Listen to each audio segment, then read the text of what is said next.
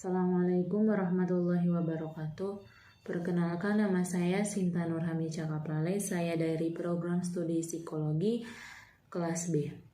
Di sini saya akan memaparkan pendapat saya mengenai studi kasus tentang mengapa manusia itu banyak melakukan pelanggaran, baik pelanggaran dari segi norma agama maupun norma sosial.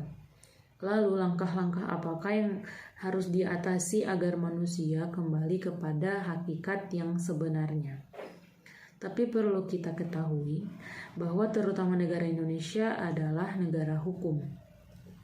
Sehingga banyak sekali terdapat pelanggaran yang dilakukan oleh masyarakat Indonesia. Pertanyaan yang pertama, mengapa sih manusia banyak yang melakukan pelanggaran, baik pelanggaran dari segi norma agama maupun dari norma sosial? Tapi perlu kita ketahui bahwa tidak ada manusia yang kebal dengan dari gangguan setan. Demikian pula para nabi. Bahkan jangankan manusia, seorang nabi pun bisa membuat kesalahan atau pelanggaran. Ada beberapa aspek yang mendorong manusia sehingga membuat pelanggaran itu baik kecil maupun pelanggaran yang besar. Yang pertama, tidak tahu akan adanya peraturan tersebut. Terkadang manusia tidak mau tahu tentang adanya aturan tersebut. Jika dia mengikuti kata hati dia akan merasa bahwa yang penting tidak ada orang yang melihat atau ketahui tentang pelanggaran yang dia buat. Yang kedua, terpaksa.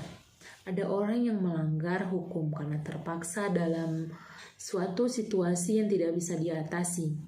Biasanya dia terpaksa melakukan hal tersebut karena beberapa hal, yaitu dari aspek ekonomi dan sosial. Bisa juga karena perintah dari orang yang mempunyai jabatan tinggi dengan ancaman yang diberikan.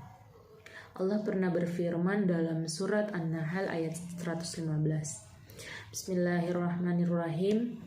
Innama harrama alaikumul maitata waddama wa lahmal khinziri wa ma uhilla li ghairillahi bihi famanidotur ghairal bagin wala adin fa innallaha ghafurur rahim. Yang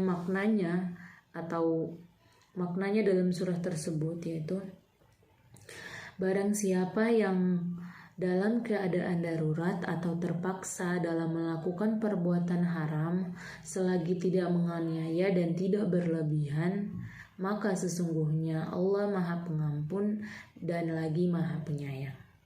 Yang ketiga, tergoda akan sesuatu. Manusia gampang tergoda akan sebuah hal sehingga dapat menjerumuskan pada masalah besar. Manusia gampang tergoda dalam sesuatu yang fana.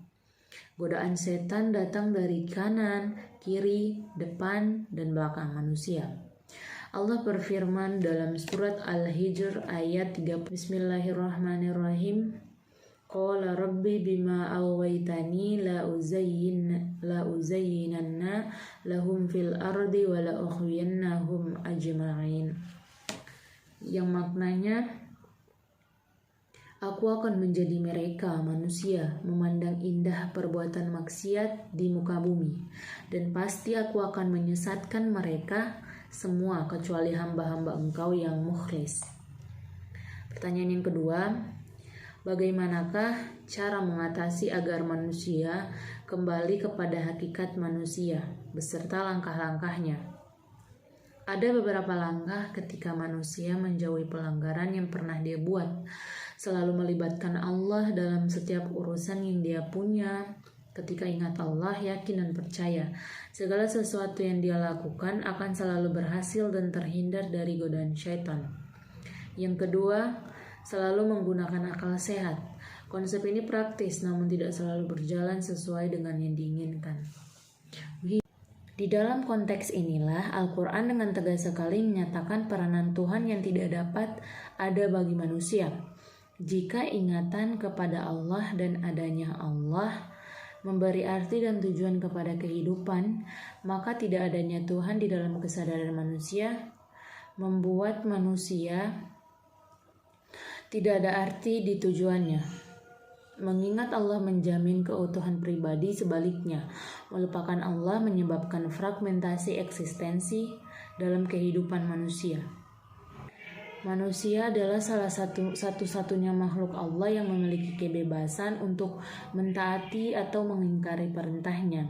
Jika perintah Allah telah dituliskan ke dalam setiap sesuatu yang diciptakannya, maka perintah itu pun sesungguhnya telah dituliskan ke dalam hati nurani manusia.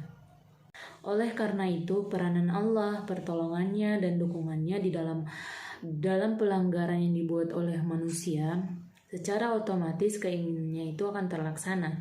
Ia harus berjuang, dan dalam perjuangannya itu Allah adalah sahabatnya yang setia. Tapi janganlah ia beranggapan bahwa secara otomatis Allah akan menolongnya. Hari ini tergantung kualitas dan kuantitas perjuangannya.